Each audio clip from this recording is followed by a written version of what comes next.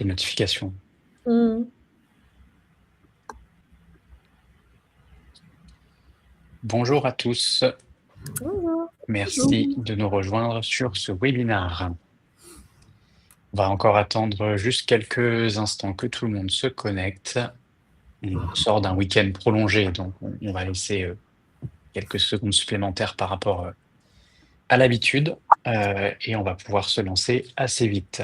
Je veux bien que vous puissiez me confirmer. Alors, j'entends je lis des bonjours, mais juste si vous pouvez me confirmer que vous nous entendez bien et que tout se présente bien visuellement. Je partage également la slide, donc si vous pouvez confirmer que tout est OK de votre côté. Merci Athénaïs. Merci Sophie.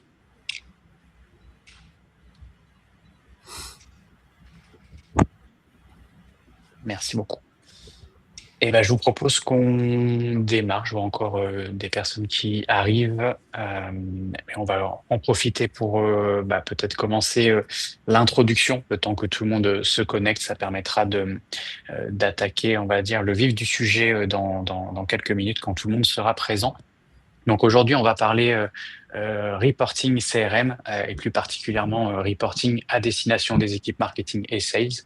Et donc pour cette webinar exclusif, on a la chance d'avoir Solène qui travaille du coup chez Leblanc Illumination, qui va se présenter un petit peu après, mais qui voilà a accepté de participer avec nous à ce webinaire puisqu'il y a eu des challenges évidemment chez Leblanc comme dans beaucoup d'entreprises et de structures sur ces sujets de reporting et surtout les usages qu'on va pouvoir en faire. Donc l'objectif aujourd'hui est vraiment d'avoir un retour d'expérience assez concret, terrain, par rapport finalement aux enjeux et aux problématiques qui peuvent être partagées par toute structure.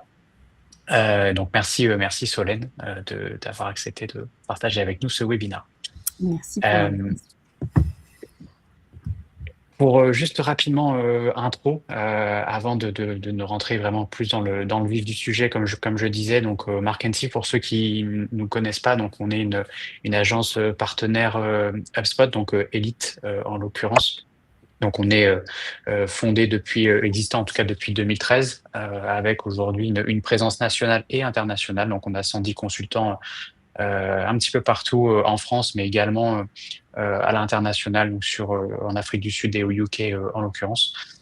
Et on est structuré autour de deux grandes business units, donc business unit RevOps, qui travaille elle plutôt sur les sujets d'implémentation CRM et en particulier du coup HubSpot, donc tous les enjeux marketing, sales, service client, data, qui peuvent être aujourd'hui pilotée par cette business unit, et la business unit grosse qui, elle, travaille plutôt sur des sujets de développement de croissance au travers des logiciels CRM, en l'occurrence toujours HubSpot, au service finalement de la performance globale. Donc on a également trois bureaux aujourd'hui, quatre, on va dire, trois qui sont officiels, on va dire Paris, Bordeaux et Lyon, et Rouen qui est également en cours de développement. On a aujourd'hui accompagné, on a une expertise d'intégrateur CRM, accompagné plusieurs centaines de clients avec des projets tout aussi diversifiés et spécifiques. Et on travaille vraiment sur une approche globale qui vise finalement aujourd'hui à développer à la fois les outils, les process et accompagner la transformation des entreprises autour de ces enjeux CRM. Comme je disais, on est partenaire HubSpot depuis l'arrivée finalement d'HubSpot sur le marché français, et on a aujourd'hui une reconnaissance majeure sur cet outil-là. C'est notre outil, on va dire, du quotidien dans l'accompagnement de nos clients, et on fait partie aujourd'hui du top 5 mondial sur la maîtrise de l'environnement technique, et on est la première agence française sur HubSpot. Deux membres marketing aujourd'hui pour accompagner Solène sur ce webinaire. Donc, je garde la parole et Christina, je te la passe. Donc, moi, je suis manager de notre business unit Cross Marketing, donc que je présentais un tout petit peu plus tôt. Donc, mon rôle est d'accompagner nos clients finalement dans le développement de leur performance et la maximisation finalement de l'utilisation aussi de leur écosystème d'acquisition, couplé évidemment à un système dispositif d'activation, donc en l'occurrence qui est HubSpot. Et donc le reporting est extrêmement clé dans l'analyse et la performance l'analyse des performances des actions qu'on peut déployer au quotidien. Et donc je suis accompagné aujourd'hui de Christina. Bonjour, moi du coup je suis en charge des opérations chez Marketing et plus précisément de la partie revenus opérations. On accompagne dans notre business unit nos clients sur des prestations de migration ou de refonte complète de stack CRM. Et la data, c'est un enjeu clé de ce type de projet. Et justement, on a eu l'occasion de démarrer par ce projet-là, de déploiement d'HubSpot CRM avec Solène pour le blanc illumination. Donc Solène, si tu veux bien, je te laisse peut-être te présenter rapidement, présenter le blanc illumination et introduire peut-être l'enjeu clé de ce webinaire. Tout à fait. Donc, je suis, moi, chez Leblanc Illumination, responsable du marketing digital et du CRM. Donc, c'est quelque chose qu'on est venu mettre chez Leblanc donc en 2022 grâce à l'accompagnement de Marketing. Leblanc, c'est donc le leader européen de l'illumination. On est créateur d'illumination et on est les premiers à avoir créé les illuminations en 1958. Donc, on a une présence effectivement internationale. On a des filiales au Mexique, en Roumanie, au Canada, au UK et d'ici peu au Brésil. Donc, on a aussi effectivement un modèle hybride avec de la vente B2B, mais aussi un site e-commerce avec donc de la vente B2C. Et donc, plusieurs funnels de vente, des process de vente de cycle long. Et tout ce qui va avec, effectivement, un écosystème de data relativement complexe. Donc, venir positionner un CRM connecté à un ERP avec un site sous Shopify et plusieurs outils métiers. Donc, c'était un vrai challenge de venir pouvoir piloter toutes ces données et du coup de venir en ressortir des éléments. L'idée, c'était pas d'avoir que de la data, c'était aussi de pouvoir en faire quelque chose et d'avoir derrière des décisions stratégiques prises grâce à toutes ces données. Donc, c'est là tout l'enjeu et le sujet du webinaire. En effet, du coup, tu as dû faire face, comme la plupart des personnes qui vont travailler sur ce genre de sujet, à un vrai défi d'exploiter en fait la donnée, puisque forcément les équipes vont avoir pas mal d'informations avec lesquelles elles vont travailler dans leurs outils au quotidien. Il y a les managers et les directions qui vont vouloir suivre pas mal de KPI et du coup, chacun va mettre en place ses propres tableaux de bord. Mais à la fin des fins, la donnée ne fait pas forcément toujours sens et il est assez difficile pour les différentes parties prenantes de vraiment identifier concrètement quelle est la performance de l'entreprise et qu'est-ce qui fonctionne versus qu'est-ce qui ne fonctionne pas. Pour appliquer un peu ces sujets-là à toi, à ton retour d'expérience et au projet de déploiement CRM, était pour toi difficile à exploiter justement dans vos données une fois que le CRM a été déployé et que les équipes ont commencé à l'utiliser au quotidien?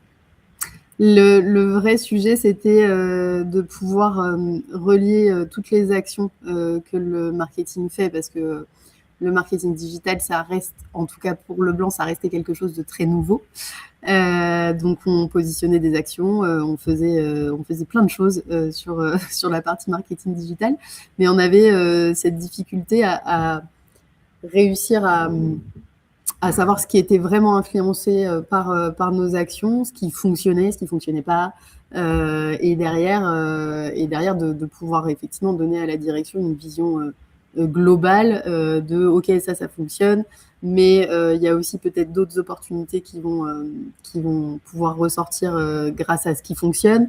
Voilà, donc chaque business unit avait son propre reporting, que ce soit pour le marketing, que ce soit pour la vente.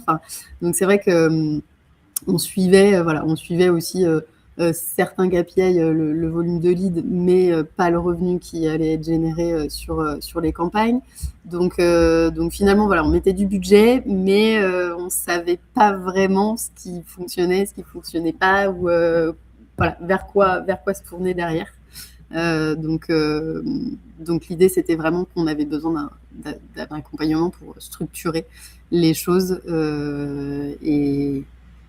et en prendre des décisions derrière. Pour donner peut-être un peu plus de contexte sur vous, votre écosystème, en fait, en effet, la partie CRM a été déployée depuis 2022-2023 et en fait, HubSpot, qui est votre CRM pour la partie marketing et sales, commerce, est connecté aujourd'hui à votre ERP, à toute la partie Shopify, ce que tu disais sur la partie vente en e-commerce. Et aussi, HubSpot est alimenté avec tous les sujets marketing, que ce soit des campagnes digitales et des campagnes offline, c'est ça. Et en fait, ça fait beaucoup de données en fait à consolider dans des rapports. Et du coup, ça fois le nombre de spécificités organisationnelles que vous avez en interne, c'est-à-dire avoir un reporting global, mais aussi par business unit, par représentant, par funnel de vente, etc. Exactement. Oui, parce qu'on est venu mettre aussi à l'intérieur d'HubSpot, alors on a nos sites web également. Là, on est venu rajouter depuis cette année notre marque Alto à l'intérieur d'HubSpot. Et on vient également mettre nos filiales, nos filiales qui se développent, donc notamment le Mexique et demain le Brésil. Donc c'est vrai qu'on rajoute des équipes, on rajoute des marques, ce qui fait aussi qu'on se dit qu'il y a une adhésion qui est forte et donc ça c'est vraiment chouette. Mais c'est vrai que voilà, effectivement ça fait beaucoup de data et beaucoup de monde à venir piloter à l'intérieur. Donc oui, sur l'ensemble des sujets, c'est un vrai défi du quotidien. Okay. Et justement, peut-être sur cette partie reporting, donc là, on a évoqué effectivement qu'aujourd'hui, la donnée, elle peut être éclatée sur des outils qui, idéalement, communiquent ensemble, parfois communiquent pas, ou on va chercher à faire communiquer ou en tout cas intégrer la donnée. Et donc après, pour en sortir effectivement des rapports. Mais aujourd'hui, finalement, quand on va vouloir exploiter cette donnée, l'objectif, effectivement, c'est d'aller à la fois sur du revenu, à la fois sur une compréhension d'un tunnel de vente. En plus, de votre côté, il peut y avoir du multicanal, c'est-à-dire des représentants qui peuvent aussi faire leur un travail de conquête. Donc aujourd'hui, quand dans tout votre écosystème, on va dire, de données, d'interventions humaines, digitales, etc., est-ce que par rapport au challenge que vous aviez, on va dire, avant, est-ce qu'aujourd'hui, vous arrivez quand même à avoir une mesure justement de cette contribution marketing? Est-ce qu'il y a encore des points sur lesquels c'est pas 100% fiable ou 100% juste, ou est-ce qu'il y a encore des difficultés aujourd'hui à réconcilier cette contribution finalement de l'impact marketing? Alors, je dirais que de toute façon, la qualité de la donnée, ça sera toujours un sujet, je pense pour Leblanc, mais pour l'ensemble des entreprises. Oui, aujourd'hui, tout n'est pas parfait, même si on aimerait. Mais aujourd'hui, effectivement, on arrive, en tout cas grâce à l'outil, grâce à HubSpot et ce qu'on a mis en place, on arrive à segmenter bien mieux que ce qu'on pouvait le faire par le passé chez Leblanc.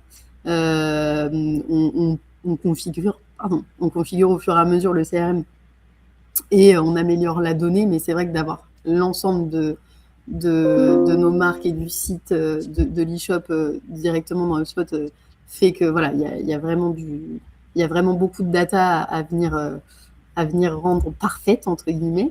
Mais c'est vrai que c'est vraiment les bonnes questions qu'il fallait se poser pour essayer de mieux paramétrer les dashboards. C'est vraiment, ça vient vraiment de la direction de pouvoir réussir à comprendre les performances marketing qui vont pouvoir continuer à avancer grâce aux efforts des équipes sales. Donc, ça sera toujours un sujet de venir améliorer l'outil dans tous les cas. mais aujourd'hui, effectivement, on arrive à quelque chose de bien plus, en termes d'analyse, de bien plus fin que ce qu'on pouvait avoir au tout début d'HubSpot. Typiquement, ici, oui, on arrive à... On avait mis, si je dois donner un exemple, on a essayé plusieurs stratégies. On est venu faire de l'ADS, on est venu faire des snackings, des mini-brochures, etc. Aujourd'hui, on arrive à analyser quels sont les canaux qui nous rapportent des leads qualifiés par business unit. L'idée, c'était vraiment ça. C'est qu'aujourd'hui, on peut avoir un e-shop où on va aller vendre sur du B2C ou sur du B2B, mais sur une certaine typologie. Et donc, on ne va plus aller mettre du revenu marketing sur des canaux qui ne vont pas nous apporter des leads qualifiés. Donc, on arrive vraiment à pousser voilà, notre analyse grâce à ces reportings. Et justement, sur la notion d'analyse, quels sont les indicateurs, comment vous avez défini justement les bons indicateurs sur lesquels vous allez suivre les différentes campagnes, les différentes actions finalement que vous déployez? Alors il y a deux questions dans cette question. C'est comment est défini ces indicateurs-là, et deux, comment vous les... est-ce qu'il y a des exemples un peu concrets aussi d'indicateurs suivis de ton côté? En fait, on va essayer effectivement de mesurer.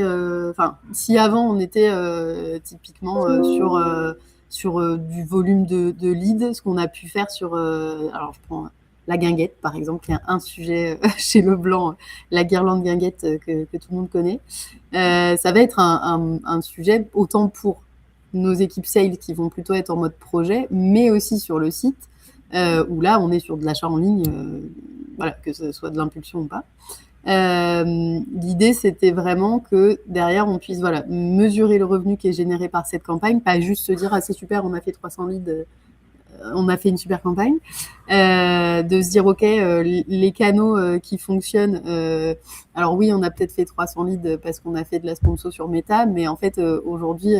on a dépensé du budget qui derrière n'a pas été transformé ni sur le store, ni sur les équipes sales en mode projet. Donc, qu'est-ce qu'on fait de ce budget? Est-ce qu'on continue parce que oui, la guinguette, c'est un de nos produits phares et qu'il faut qu'on continue à faire de la sponsor dessus. Mais de se dire, OK, le problème, c'était le canal peut-être. Donc, en fait, on change de canal pour la partie équipe sales. On va plutôt aller sur pas du Meta, mais du LinkedIn Ads. Donc, l'idée, c'était vraiment d'avoir... on va vraiment regarder la typologie des contacts qui ressortent, des leads qui ressortent.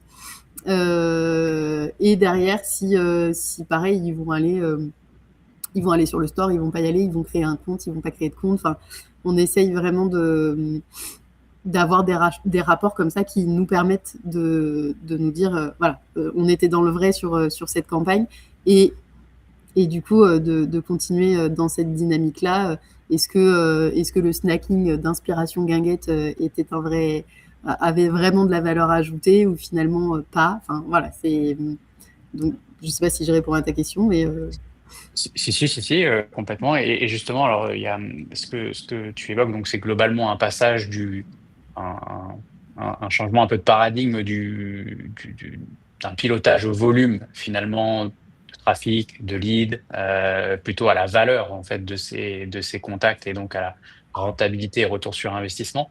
Ça, c'est aussi, je pense, de manière générale, quelque chose qu'on peut observer plus largement aussi chez d'autres clients qu'on accompagne. Il y a aujourd'hui le temps où le marketing était uniquement un contributeur de volume est quand même passé depuis quelques temps, mais ces 2 dernières années, je l'observe vraiment comme une tendance de fond et partagée, où le marketing doit être contributeur business et doit justifier aussi de sa contribution. Est-ce que du coup, pour toi, est-ce que ça répondait aussi peut-être à des challenges que tu pouvais avoir, justement de justification de budget, d'allocation de ressources, ou d'identification de nouveaux budgets aussi? Est-ce que les rapports, les reporting, on va dire, a pu aussi aider à ça, de ton côté?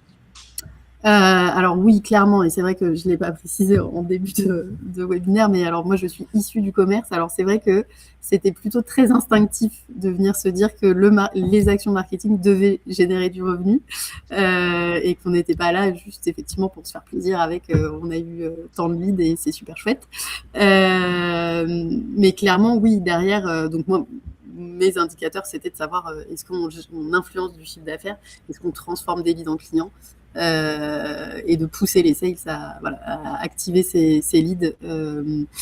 Donc ça, c'est une certitude. Et derrière, oui, clairement, aujourd'hui, on est venu intégrer ces éléments qu'on ressort de tous ces rapports dans nos comités de direction. Et derrière, c'est de se dire, OK, effectivement, le service marketing dans sa globalité est rentable, et les actions qu'on mène nous permettent de venir générer plus de chiffre d'affaires, ou en tout cas d'influencer du chiffre d'affaires, maintenir le chiffre d'affaires actuel sur certains business units. Donc, on continue, soit budget équivalent, soit on augmente les budgets. Après, aujourd'hui, effectivement, on va surtout se dire certaines campagnes fonctionnent, donc on va aller notre gros challenge, développer aujourd'hui nos filiales à l'international, et donc essayer d'aller dupliquer ce qu'on a fait sur la France sur l'international, en adaptant forcément les sujets, mais donc c'est sûr que voilà, c'est parti, ces budgets et ce qu'on est venu qualifier derrière en termes de données permettent aujourd'hui à la direction de continuer à faire confiance dans le marketing digital, je dirais. C'est intéressant ce que tu dis sur la notion de revenus influencés. Aujourd'hui, est-ce que justement vous avez des spécificités sur la contribution directe, contribution directe sur un shop? J'ai un lead contact qui arrive via une ad qui commande. La contribution marketing, elle est assez simple à faire, voilà. Mais dans des cycles de vente complexes, sur des collectivités par exemple, ou sur peut-être d'autres types de modèles d'entreprise avec des cycles de vente qui sont plus longs, quelle distinction tu fais entre le revenu direct, revenu entre guillemets indirect influencé, et comment tout ça, vous arrivez ou pas, ou totalement ou partiellement à le voir aujourd'hui dans cette qu'est-ce qui contribue directement et qu'est-ce qui influence un revenu? Comment vous attribuez tout ou partie d'un revenu à un canal? Alors, on s'appuie beaucoup aux données qu'on a dans HubSpot sur ce sujet, qui, selon le nombre finalement d'interactions avec le marketing, avec des actions marketing, que ce soit une séquence, que ce soit une soumission de formulaire, que ce soit une demande de contact sur le site, qui vient attribuer au fur et à mesure des parties des opportunités qui sont gagnées par la force de vente. Et après, c'est vrai que donc, pour cette partie-là, on s'appuie beaucoup sur la data qu'on a dans HubSpot, sur la partie campagne. Après, c'est vrai que si on a un lead qui a été créé, qui n'existait pas dans la base de données, qui est vraiment issu de campagne marketing, qui derrière est transformé en client, là, on peut clairement se dire c'est un cas, un cas direct de transformation de client, et on en a, et voilà, c'est vraiment des comment dire, on va vraiment s'appuyer sur ces cas-là pour mettre en avant les actions du marketing digital, parce que on a chez Leblanc cette volonté aussi de sortir de notre typologie de clients qui est la collectivité, pour aller chercher d'autres typologies pour se désaisonnaliser, parce que l'illumination de Noël, c'est très saisonnier. Et donc, voilà, on va essayer d'aller chercher des typologies de clients un peu différentes. Et dès qu'on peut avoir une success story comme ça sur un lead qui a été issu du marketing digital, on va s'appuyer dessus pour aussi donner cette envie à la force de vente d'aller tout de suite chercher le lead quand il vient vers nous. Très clair là-dessus. J'avais une question, enfin une transition plutôt justement vers une autre exploitation du reporting, en tout cas chez Leblanc Illumination, qui peut être partagée évidemment par d'autres types de business. Mais aujourd'hui, une des difficultés à l'échelle d'un groupe, c'est d'avoir une visibilité sur des interactions multi-BU, ou des influences en tout cas entre différentes business units. Aujourd'hui, quels étaient vos challenges justement sur cette vision groupe versus vision BU par BU? Quels ont été les challenges et comment vous y avez répondu au travers justement de certains de ces rapports? Alors l'idée effectivement ici, c'est que donc on a 2 canaux de vente. Enfin, voilà, on va essayer soit d'aller via le site faire de la vente en ligne, ou tout ce qui est donc force de vente sur la partie France, qui elle va plutôt être en mode projet. La valeur ajoutée des commerciaux, c'est vraiment de pouvoir monter un projet de A à Z pour une collectivité ou tout autre client. Et donc, le sujet, c'était de pouvoir pousser tout ce qui va ne pas être du mode projet sur notre canal qui est l'e-shop, mais sans se dire, finalement, c'était des clients du mode projet qu'on va juste avoir transféré sur l'e-shop. Et ça, c'était la volonté de la direction de dire, en fait, si c'est juste un transfert de chiffre d'affaires, il n'y a pas de valeur ajoutée finalement. Il faut vraiment qu'on réussisse à aller acquérir des nouveaux clients qui vont aller continuellement sur le site, pouvoir faire ses achats directement en ligne et effectivement donc gagner en part de marché sur certains secteurs grâce à des actions qui vont les emmener sur notre e-shop. Donc, avoir une vision consolidée, comme on peut le voir, c'est vraiment de se dire, alors soit on a réussi à transformer ces clients, ils sont sur le store, ils restent sur le store et ils achètent continuellement, ou est-ce que finalement ils finissent par avoir des plus gros projets et donc là on a aussi gagné parce que finalement on arrive à les avoir sur l'e-shop et finalement on les transfère vers la force de vente. Mais l'idée vraiment c'était de se dire on arrive à tout avoir d'une seule vision et de comprendre finalement quelles sont leurs habitudes d'achat et est-ce qu'on arrive à les transformer, pourquoi on les transforme. C'est vrai que là-dessus on avait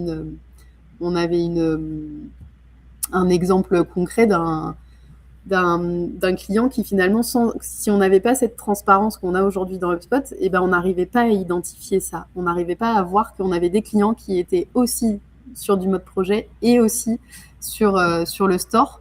Donc de tout avoir en un seul outil, ça nous permet vraiment d'avoir une meilleure visibilité sur ces sujets-là et de détecter si on a des opportunités de vente entre chaque business unit. De pouvoir identifier même pour la force de vente, pour avoir un discours aussi plus unifié, parce que finalement il y avait des gens qui se perdaient aussi ils n'arrivaient même pas à identifier, de savoir qu'on était sur du Leblanc, que le store était du Leblanc. Enfin, c'est vrai que c'était même pour eux c'était un peu difficile à percevoir.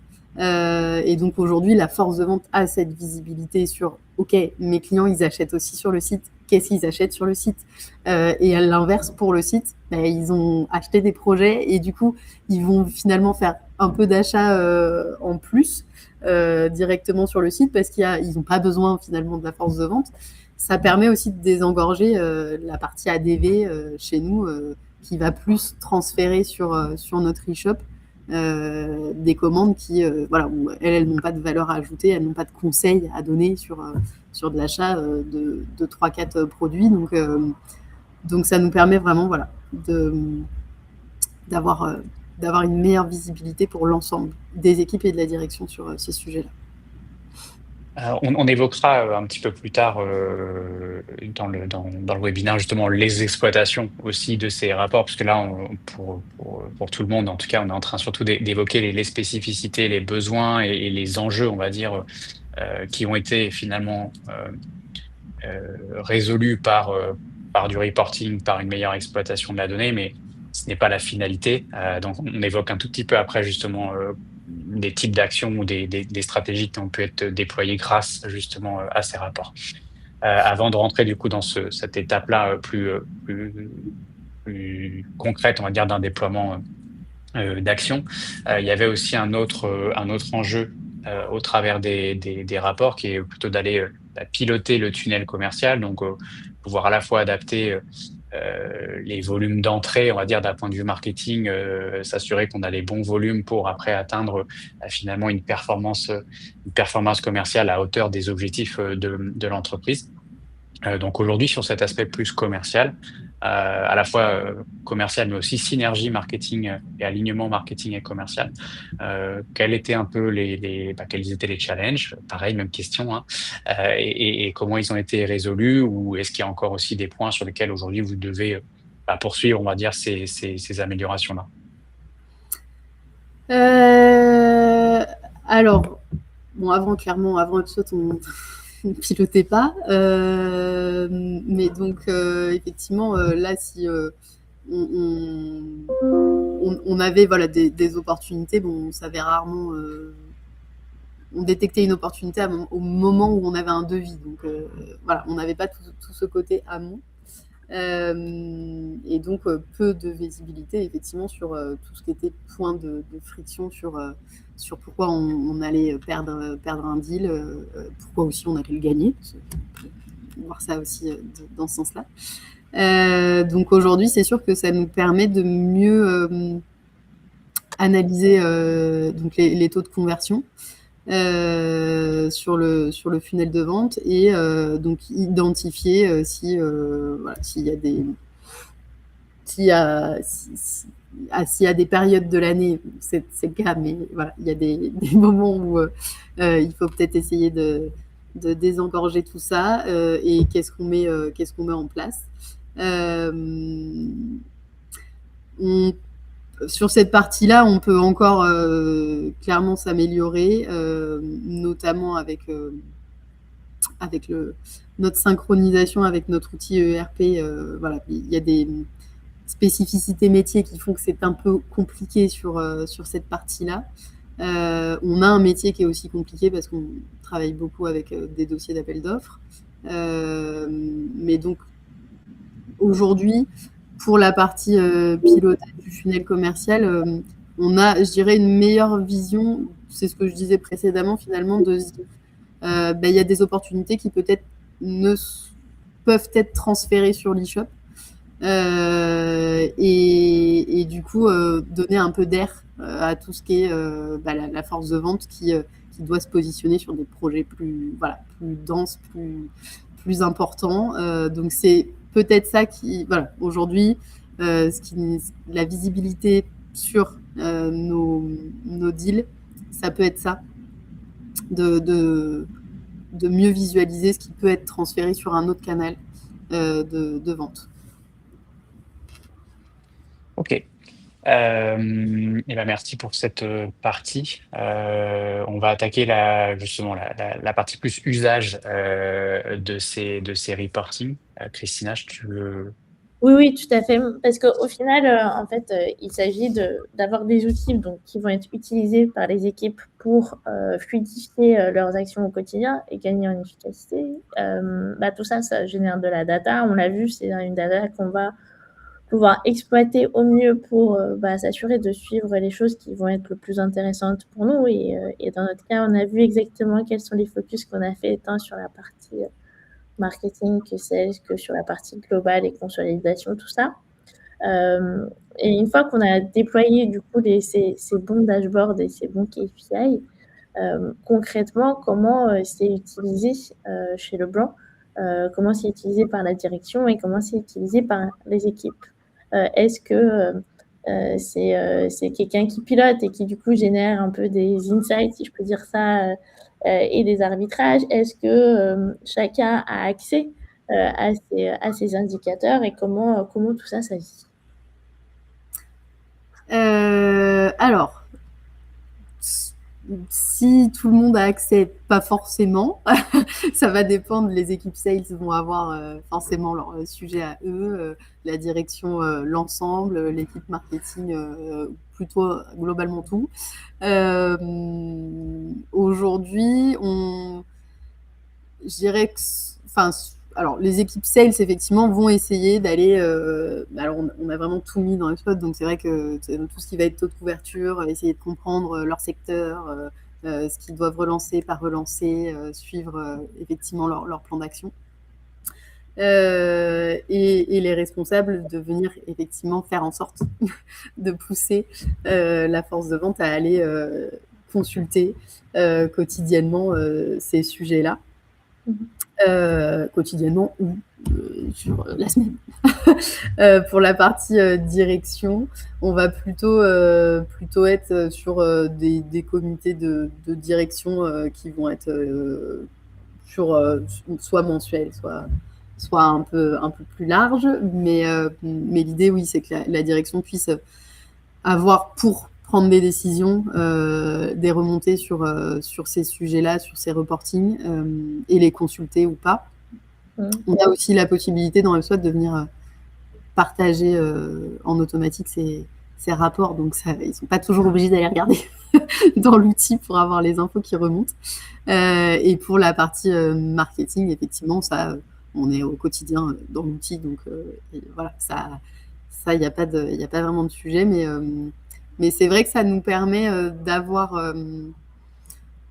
pour l'équipe sales et marketing, pour les deux équipes, de pouvoir mieux communiquer. Est-ce qu'au final, il y a un alignement qui se crée en interne via justement certains indicateurs et certains sujets qui sont suivis de manière récurrente? Tout à fait. Oui, clairement, ça permet aux équipes que le sujet ne soit pas oublié finalement, et voilà, que ça passe à la trappe. Donc clairement, on essaye. Alors c'est des choses, c'est pas du quotidien, mais bon, régulièrement, il faut venir faire en sorte que les équipes se réalignent. Après, je trouve que, en tout cas pour le blanc, c'est aussi une question de personnes qu'on a mis sur ces sujets-là. Pour la partie marketing, comme je le disais, moi je suis issue de la vente, la personne qu'on a mise sur la partie marketing à l'international aussi, et c'est vrai que je crois que ça permet aussi d'avoir cette vision terrain. On comprend les problématiques de l'équipe sales, et en même temps on comprend les problématiques des clients, et en même temps on est là pour venir les aider à aller faire de la prospection. Donc c'est vrai que le fait d'avoir toute cette visibilité-là permet aussi d'avoir un discours qui permet un alignement, et derrière de pouvoir faire remonter ça à la direction générale. Mais aujourd'hui, oui, la communication en tout cas passe bien. Donc on tend vers la perfection. Écoute, super. On a mis ici une slide un peu récap des sujets qui ont été discutés, notamment autour du reporting, pour mieux orienter les décisions en fait, qui vont être prises et par la direction et par les équipes, et d'un point de vue alignement. Pour résumer peut-être en 2 minutes, justement ce sujet-là de revoir comment on fait du reporting chez Leblanc, quels sont les KPI et comment on fait vivre ça au quotidien, quelles sont les routines qu'on met en place, etc. Pour toi, qu'est-ce que ça a vraiment changé en interne? Aujourd'hui, on arrive, alors clairement, effectivement, sur la première partie, on arrive vraiment à pouvoir se dire, alors faire confiance à la data, et effectivement bien mieux comprendre les secteurs que l'on a sur la première partie, la commerciale, sur les taux de couverture. Ça nous a vraiment permis de pouvoir mettre en face des actions concrètes, donc notamment de se dire ok, mais en fait là il y a un vrai manque sur ce secteur, il faut qu'on aille positionner voilà, un commercial supplémentaire ou pas. Enfin, voilà. Ça nous permet vraiment, ça c'est quelque chose qu'on n'avait pas du tout et qu'on a dans aucun autre outil aujourd'hui. Donc c'est vrai que là-dessus, c'est clairement un gros plus. C'était un peu comme si, enfin voilà, on n'était plus dans le noir sur ces types de sujets. Pour la partie marketing aussi, effectivement, d'avoir mis des choses en place et aujourd'hui, 2 ans plus tard, 2-3 ans plus tard, de venir se dire ok, ben en fait là tous les KPI qu'on avait mis, bah oui, alors oui, ça fonctionne, on fait peut-être beaucoup de volume, mais finalement il n'y a pas de retour sur investissement, donc c'est beaucoup de temps passé pour derrière pas beaucoup de retour. Mais finalement voilà, on va repositionner nos actions sur des articles de blog, de l'optimisation sur des landing pages, enfin voilà, sur du SEO. On va repenser les choses différemment, on va faire plus simple et plus rapide. Et donc sur la dernière partie, effectivement, sur tout ce qui va être chevauchement, et donc voilà, sur de la transparence pour les équipes, pour savoir ce vers quoi on va, vers quel canal on va diriger un client ou pas. Donc c'est vrai que c'est... alors, ça, nous, chez Leblanc, ça s'est fait au fur et à mesure d'essayer de voir ce qui pouvait fonctionner, pas fonctionner. Après, je pense que dans tous les cas, on va toujours un peu à tâtons. On peut pas... y a tellement de data que si dès le départ, on avait su directement ce vers quoi on voulait aller, ça aurait été dingue. Mais c'est vrai que c'est vraiment se poser les bonnes questions avant de se lancer dans l'outil. Mais aujourd'hui, ça nous permet de prendre des décisions stratégiques et de faire vraiment confiance à ce qui ressort de nos données. Et est-ce que tu aurais un conseil du coup à donner aux personnes qui nous écoutent aujourd'hui et qui souhaitent justement revoir la façon dont tu fais du reporting sur les sujets CRM?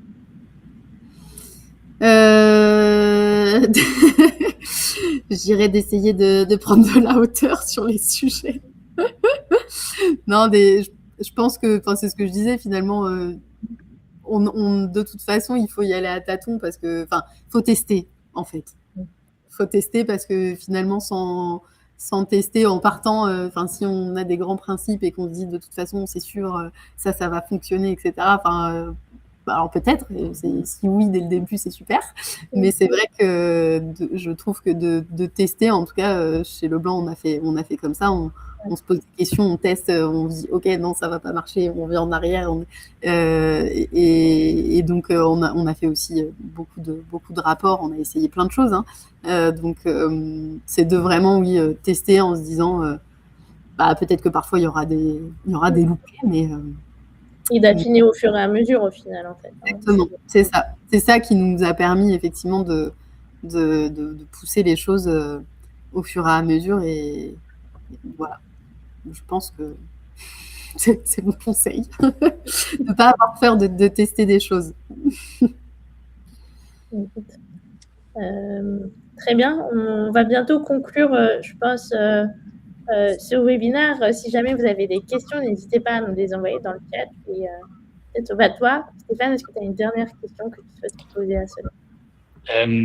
Oui, j'ai une dernière question. Alors juste un rebond avant de passer à ma question, qui était aussi sur le conseil de Solène. J'en rajouterai un aussi potentiellement qui va un peu avec ce que tu dis finalement, c'est que parfois on veut aussi du reporting. On veut se lancer dans du reporting avec et la création de rapports avec des data trop micro.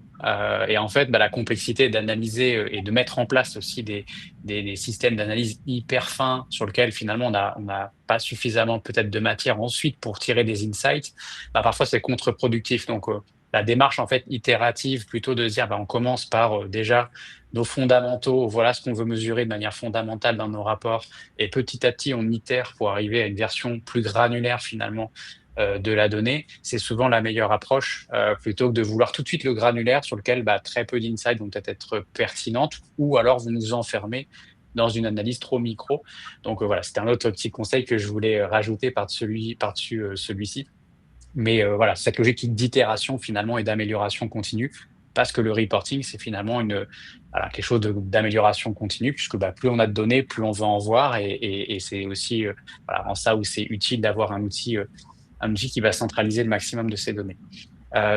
Aujourd'hui, plus largement, du coup, ma dernière question, c'est est-ce que vous arrivez à faire tout ce que vous voulez dans HubSpot sur la création de rapports, ou est-ce qu'il y a des limites auxquelles vous avez été confrontés et peut-être été obligé peut-être de sortir de la donnée dans des outils de BI, Power BI, Looker Studio. Enfin voilà, est-ce que vous utilisez dans votre stack, on va dire, de reporting et de suivi et analyse, est-ce que tout est centralisé sur HubSpot, ou est-ce qu'il y a des choses qui sont faites ailleurs?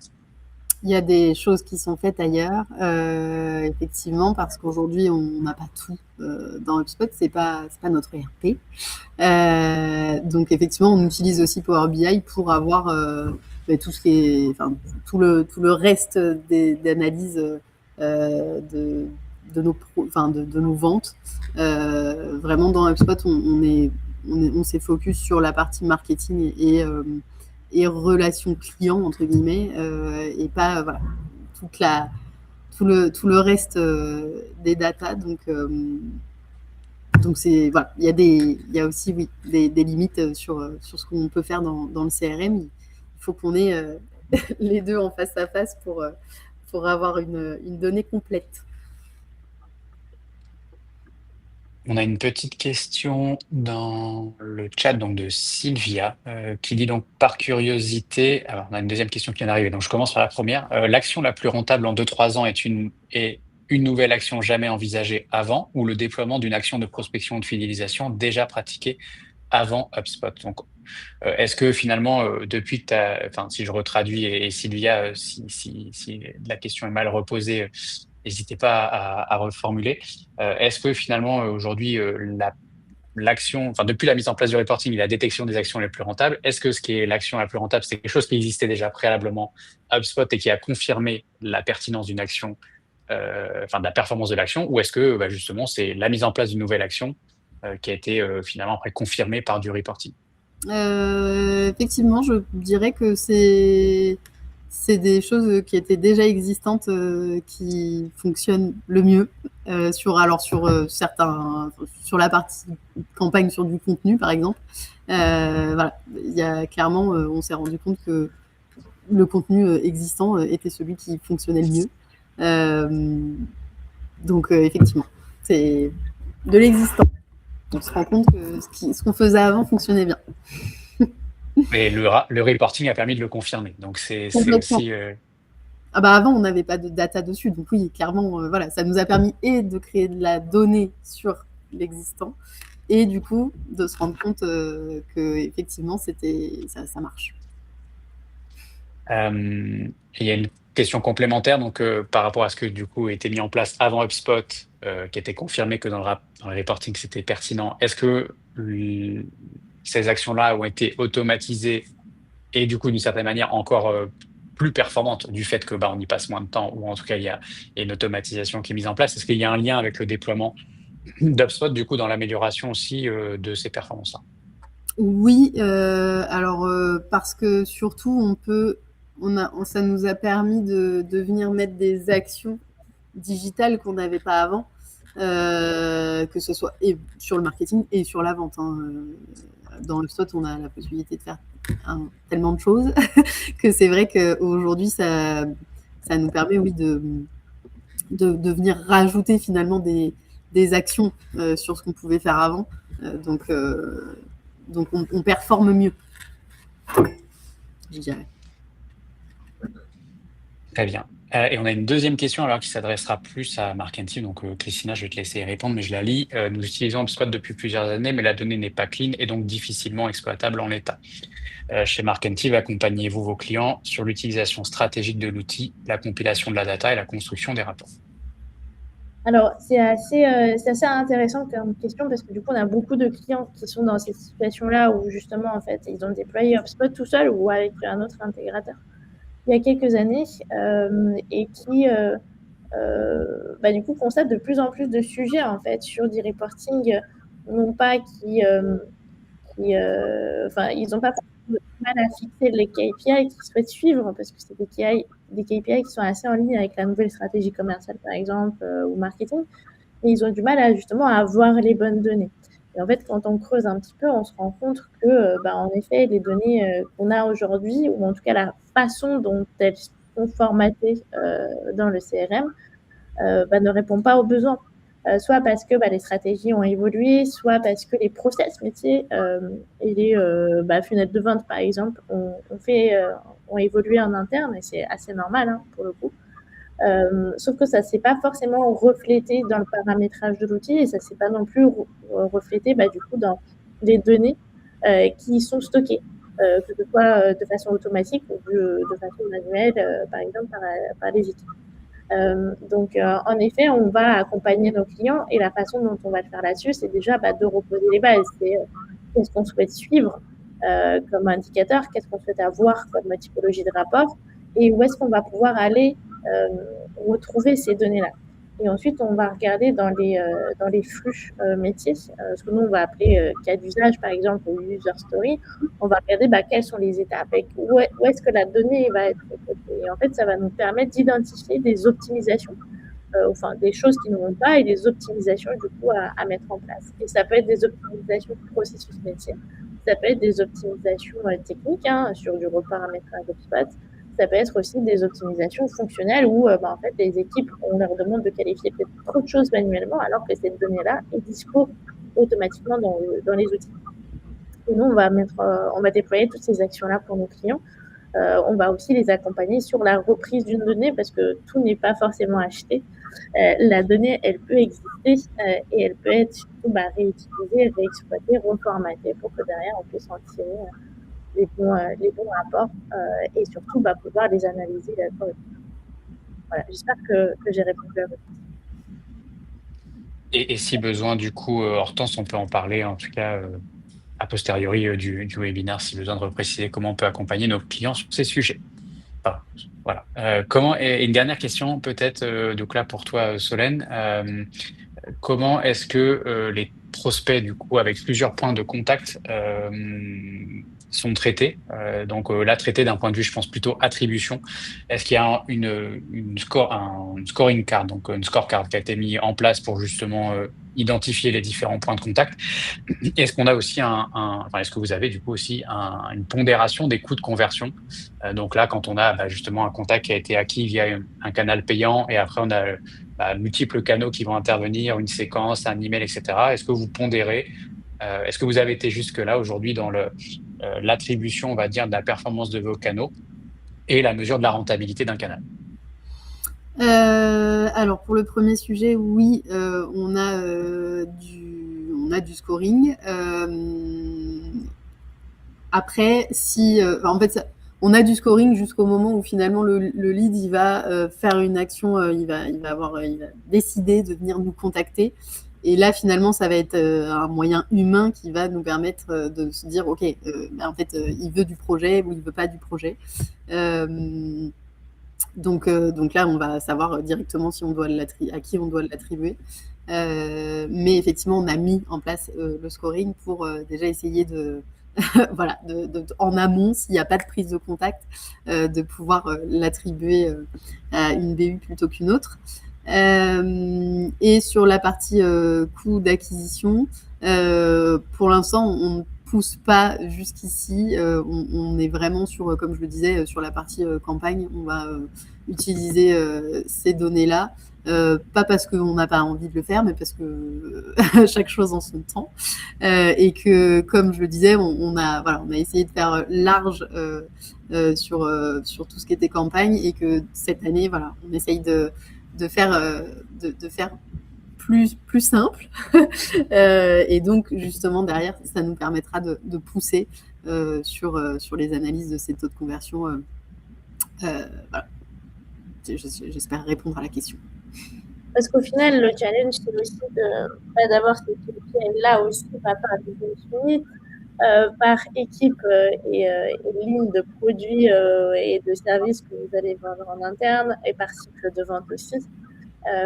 Donc, c'est vrai que les finales, ils sont assez nombreux chez Leblanc. Mais je pense que les prochaines étapes pour aller peut-être affiner cette analyse-là, et notamment sur la partie payante, c'est de faire un test, de prendre une cible. Justement, là, on a lancé pas mal de choses sur la partie marketing digital et paid en place, et de réappliquer ce que tu nous as dit, essayer de tester, voir quels sont les KPI qu'on veut suivre, et mettre en place le bon tracking et les bons rapports dans le spot, et ensuite affiner au fur et à mesure pour arriver en fait à un corps modèle qu'on va aller déployer sur les autres funnels de vente et les autres lignes de produits. Exactement. Il n'y a plus qu'à. C'est ça.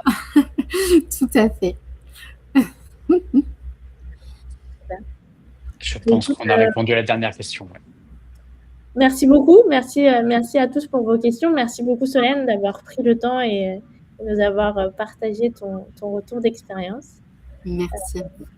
Et on se retrouve vite dans le cadre de nos échanges chez Marketing. Et en tout cas, avec Stéphane, on a le plaisir de continuer à répondre à vos questions si vous voulez par mail ou par téléphone. N'hésitez pas, on est joignable et on peut vous accompagner sur le sujet data et reporting.